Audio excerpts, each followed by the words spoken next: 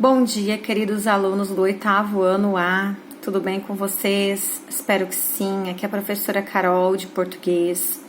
Eu estou gravando essa videoaula para que possamos fazer as correções da sequência de atividades 3, tá? Para aqueles que não puderam, não conseguiram acompanhar a correção pelo centro de mídias, então eu vou fazer a correção aqui para que vocês possam verificar. Então estejam com o caderno Aprender Sempre na sequência de atividades 3.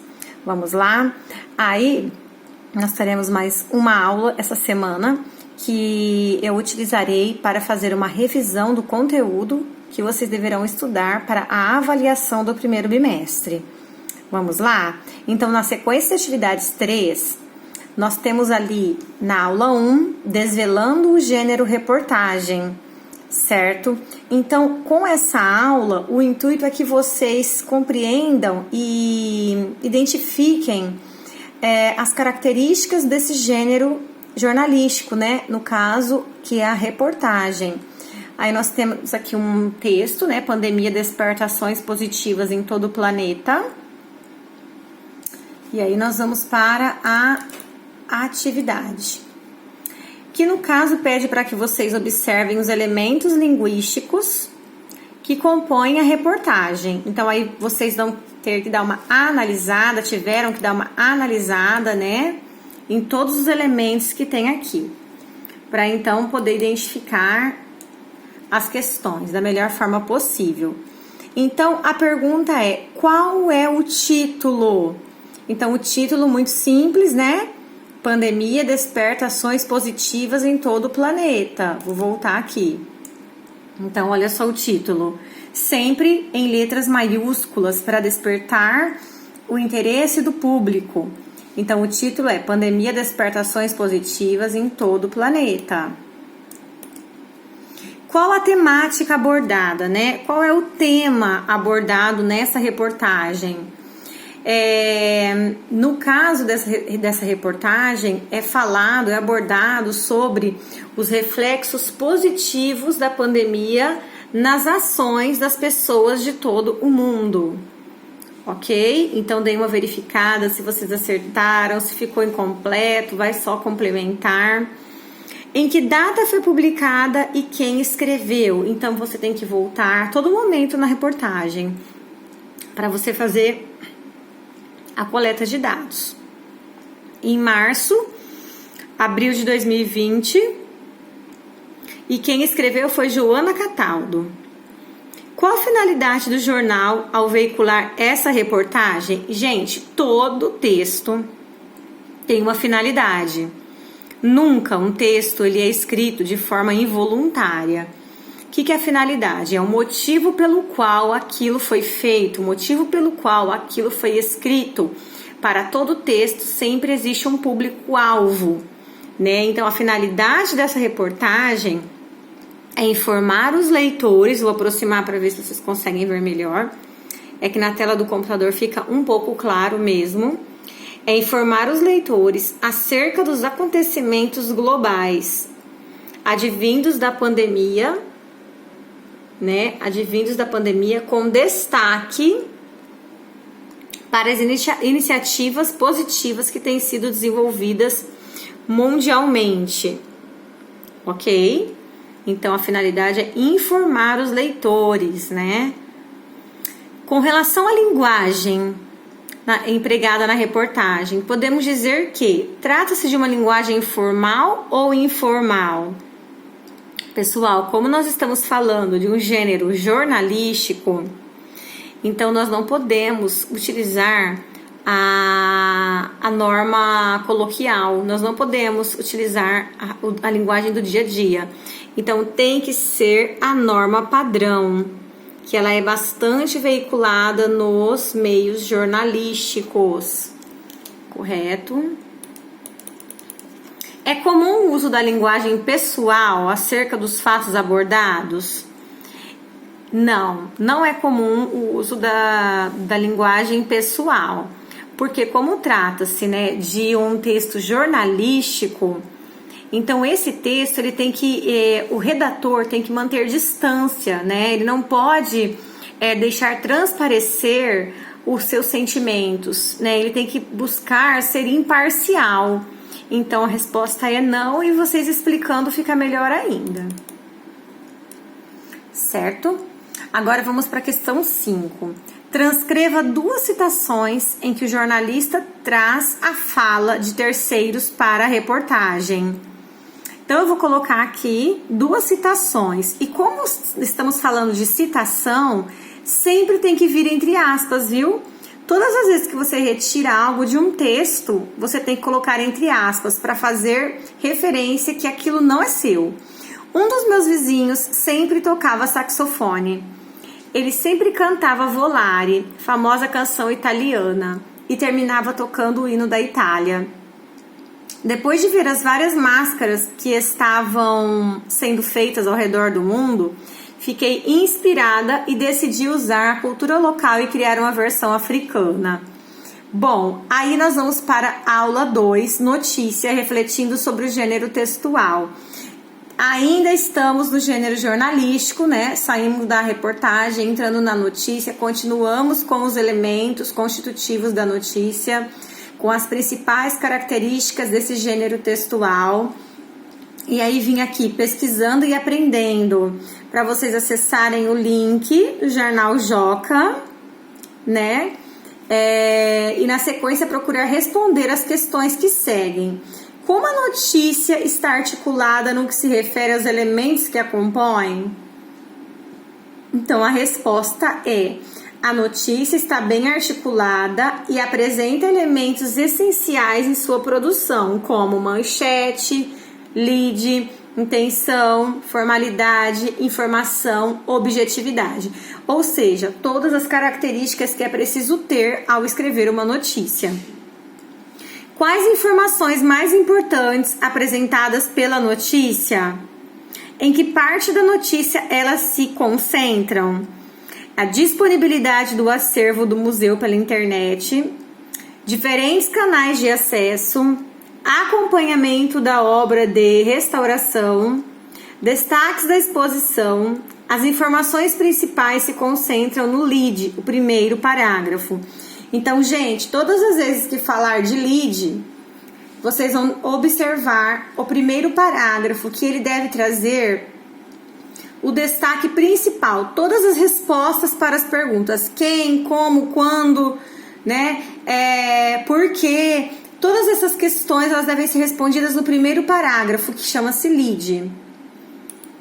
Com base nas informações apresentadas pela notícia, exponha o seu posicionamento em relação ao fato.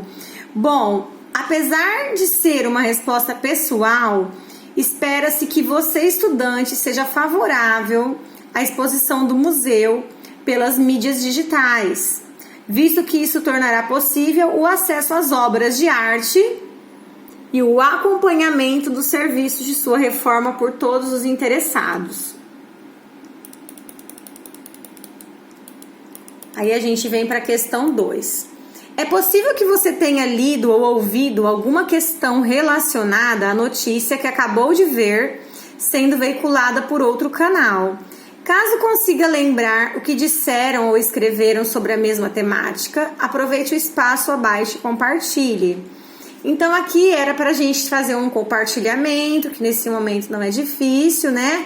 Cada um estaria comentando, ter conhecimento do assunto, a partir de outros canais de mídias, mas aí você respondendo na sua apostila, no momento oportuno a gente faz essa socialização.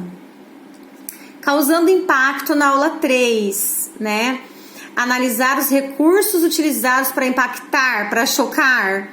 Esse é um recurso das notícias. Sempre elas querem causar um impacto para fazer com que aquela notícia seja disseminada pelo maior número de pessoas, de leitores, né? Então aqui nós temos: pandemia deve aumentar a produção de lixo plástico. O que causa impacto no leitor ao tomar conhecimento acerca do assunto da reportagem, né? Então aí vocês teriam que ter identificado o aumento de 15 a 25% do lixo residencial, o lixo hospitalar aumentar em até 20 vezes, mais lixo nas ruas e nos oceanos.